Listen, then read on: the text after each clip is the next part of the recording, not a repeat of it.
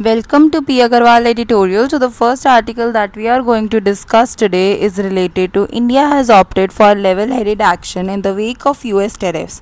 तो इस आर्टिकल में हम क्या देख रहे हैं कि इंडिया का एक मेच्योर रिस्पॉन्स हमने देखा कि उन्होंने भी ऐसे नहीं किया कि अच्छा टैक्सेस लगा दें हम आगे से। तो यूएस ने जैसे 50% टैक्सेस हम पे इम्पोज किए इंडियन गुड्स पे, इंडिया ने इमोशनली रिएक्ट नहीं किया, काम रहे और यूएस की हार्श स्टेटमेंट्स के बावजूद इंडिया प्रोवोक नहीं हुआ। ट्रेड डील स्टेटस, जो ट्रेड टॉक्स यूएस के साथ चल रही हैं वो इस वक्त पॉज हैं, कैंसिल नहीं करी गई हैं। इवन एक एक्स्ट्रा 25% पेनाल्टी टैरिफ के बावजूद इंडिया ने डोर्स ओपन रखे हैं नेगोशिएशंस के लिए। पर लेकिन अगर ये टैरिफ्स रहते हैं तो कोई डील का मीनिंग नहीं रह जाता। गवर्नमेंट्स मैसेजिंग टू इंडस्ट्री, तो गवर्नमेंट एक्नॉलेज कर रही है कि पेन एक्सपोर्टर्स को क्या हो रहा है। बिना फ्लैशी फिजिकल इंसेंटिव्स के फोकस हम रियल और वर्केबल सॉल्यूशंस पे कर रहे हैं। जैसे हम हैंडल कर रहे हैं कि लिक्विडिटी क्रंच जिसके कारण एक्सपोर्टर्स को प्रॉब्लम फेस होती है। उसमें क्या चीज़ है, जैसे अगर हम जब जीएसटी थोड़ा नेट कम करेंगे तो लोगों के पास ज़्यादा पैसा रहेगा, तो लोग अंदर ही ज़्यादा कंजम्पशन करेंगे और overall the cycle goes on. Macro economic impact, तो एक्सपोर्ट जो हमारा है 20% है इंडिया की जीडीपी का और यूएस के लिए 20% of India's export. Out of these जो 40% एक्सपोर्ट्स है वो नहीं इफेक्ट होंगे टैरिफ से। सो वाइल सम सेक्टर्स जो है वो बैडली सफ़र करेंगे, जो ओवरऑल इकोनॉमी है वो उतनी ज़्यादा हिट नहीं होगी। ड्यूअल स्ट्रैटेजी बाय गवर्नमेंट, तो एक्सटर्नल अप्रोच हमने लगाई है कि हम दोबारा से डायलॉग चाइना के साथ शुरू कर रहे हैं और इंटरनल अप्रोच हमने क्या लगाई है कि हम अपना डोमेस्टिक कंजम्पशन बढ़ा रहे हैं via GST rate cuts. FDI and China angle, तो गवर्नमेंट जो है कंसीडर कर रही है ईजिंग प्रेस नोट 3 और covid era restriction on Chinese foreign direct investment. इससे ज़्यादा चाइनीज़ इन्वेस्टमेंट आ सकती है इंडिया में but with security checks. GST rate cut, centre plus state जो है वो साथ में काम कर रहे हैं इंश्योर करने के लिए कि GST cuts happen smoothly. Must balance with India's with states physical health, not hurting their revenues too much. Final messages कि India is showing level-headedness and pragmatism, not rushing into decisions or emotional reactions. तो focus हमारा है mitigating the damage and securing long-term economic stability. Next article है in a unstable world, energy sovereignty is the new oil. तो अब India का जो energy dependence है वो एक रिस्क है। इंडिया 85% क्रूड ऑयल को इंपोर्ट करता है और 50% नेचुरल गैस को, और ये एक ह्यूज नेशनल रिस्क है। हम इतना ज़्यादा डिपेंड कर रहे हैं दूसरों पे एनर्जी के लिए। Too much dependence on foreign energy makes India vulnerable to wars, conflict, supply chain disruptions and price shocks. जैसे रशिया जो है इस वक्त इंडिया का लार्जेस्ट सप्लायर है, 35 से 40% ऑफ इम्पोर्ट्स जो है हमारे वो रशिया से आए 24-25 में, up from 2% earlier. Helpful for now पर लेकिन डेंजरस है अगर हम एक कंट्री पे बहुत ज़्यादा डिपेंड करते हैं। तो इम्पैक्ट क्या है इंडियन इकोनॉमी पे, तो फाइनेंशियल ईयर 23-24 में मर्केंडाइज इम्पोर्ट्स जो थे वो हमारे $677 बिलियन रहे। आउट ऑफ दिस जो crude oil plus natural gas है वो $170 बिलियन, 25% ऑफ टोटल इम्पोर्ट्स का उधर से हमारे को ऐसा रहा। दिस क्रिएट्स रुपये पे प्रेशर पड़ रहा है, वाइडर ट्रेड डेफिसिट आ रहा है और weaker macro economic stability. How fragile global energy really is, तो जो रीसेंट फ्लैश पॉइंट्स जो हैं एनर्जी सिस्टम्स को शो करते हैं कि they are always at risk. अब जैसे 1973 में ऑयल एम्बार्गो, तो प्राइजेस जो है वो क्वाड्रपल हो गए। West learned about diversification. फिर 2011 में Fukushima disaster, nuclear trust collapse but now they are returning to it. 2021 में टेक्सास फ्रीज पाइपलाइंस जो है वो फ्रोज होगी, रिन्यूएबल्स फेल कर गए, रिजिलियंट सिस्टम्स की ज़रूरत थी।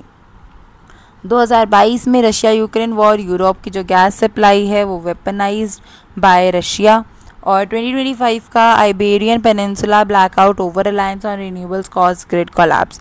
तो लेसन है every crisis changes global energy policy, India must act before the next crisis. Reality check of global transition, तो फॉसिल फ्यूल्स हैं वो 80% ऑफ ग्लोबल एनर्जी की डिमांड है। Transport 90% runs on hydrocarbons. फिर रिन्यूएबल्स जो सोलर एंड विंड एनर्जी है वो less than 10% है इन ग्लोबल एनर्जी मिक्स का। ऑयल और गैस की जो इन्वेस्टमेंट्स हैं वो कम हो रही हैं। सप्लाई जो है वो टाइट और शॉक प्रोन बन रही है. India's path energy realism not illusions. So जो एनर्जी सोवर्निटी है उसका क्या मतलब है कि एक तो हम सेल्फ रिलायंट है प्लस रिजिलियंस है, मतलब हम उन चीज़ों को मेंटेन कर पा रहे हैं, कुछ थोड़ा बहुत कन्फ्लिक्ट से एकदम से कुछ डिसरप्ट नहीं हो रहा है. इंडिया के 5 पिलर्स रहेंगे for energy sovereignty, that is coal gasification and carbon capture. तो इंडिया के पास 150+ बिलियन टन्स ऑफ कोल है, उसको हम न्यू टेक्नोलॉजी यूज़ करके कन्वर्ट कर सकते हैं syn gas, hydrogen, methanol, fertilisers में. बायोफ्यूल्स क्या होता है, rural plus national security. Ethanol blending से हमने 92,000 करोड़ जो है वो फार्मर्स को मिला, ऑयल इम्पोर्ट्स कम हुए. SATAT scheme compressed biogas plus organic manure, उससे क्या हुआ, सॉइल इम्प्रूव हुआ और environment. Nuclear reliable zero carbon power, तो जो न्यूक्लियर है वो सिर्फ 8.8 गीगावाट है, नीड्स एक्सपेंशन. रिवाइव करें thorium road map, invest in small nuclear modular reactors. जो ग्रीन हाइड्रोजन है वो ओन करती है टेक्नोलॉजी अपनी. टारगेट जो है हमारा 5 million tons by 2030 and focus होना चाहिए local electrolyser manufacturing plus storage systems पे.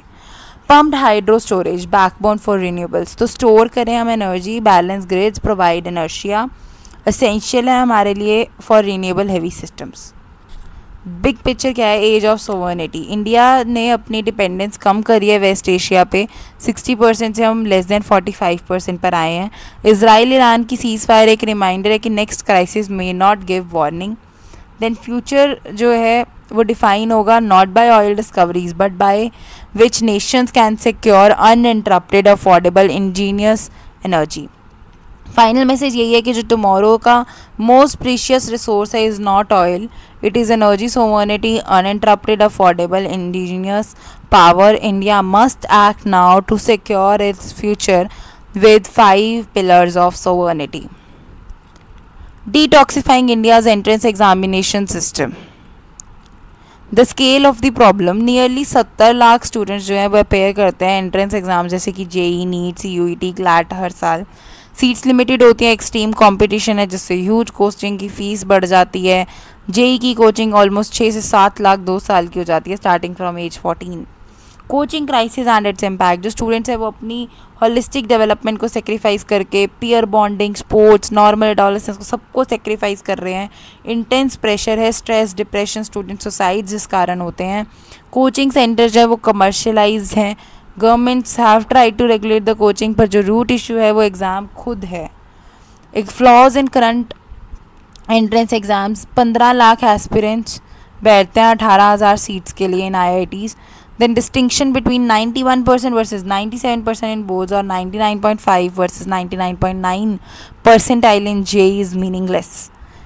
False hierarchy हमने कॉलेजेस में बना रखी है, फेवर करती है wealthier स्टूडेंट्स को जो अफोर्ड कर सकते हैं coaching, increases urban rural divide and gender and regional gaps. As philosopher Michael Sandel notes, this toxic meritocracy ignores luck and privilege. Global inspiration, जो नीदरलैंड्स में मेडिकल इनोवेशंस हैं उन्होंने क्या करा है, वेटेड लॉटरी सिस्टम लगा दिए जिससे फेयर और लेस स्ट्रेसफुल हो गई हैं चीज़ें. चाइना में 2021 में क्या किया, डबल डिडक्शन पॉलिसी, बैन कर दिए प्रॉफिट ट्यूटरिंग को और इनइक्वालिटी को कम करने की कोशिश करी. पॉसिबल सॉल्यूशंस फॉर इंडिया, हम रिप्लेस कर दें exams with class 12 marks with plus lottery. Example eligibility जो है अगर 80% फिजिक्स, केमिस्ट्री, मैथ्स कर दें. Seats allocated through weighted logic, मतलब जितने ज़्यादा मार्क्स बेटर ऑड्स. इनकॉर्पोरेट करें reservations for gender, rural and regional. 50% जो IIT की सीट्स हैं वो रिजर्व्ड है रूरल गवर्नमेंट स्कूल स्टूडेंट्स के लिए, जिससे हम सोशल मोबिलिटी को प्रमोट करें. अगर एग्ज़ाम्स रहते हैं तो या तो बैन करो या नेशनलाइज कर दो कोचिंग को.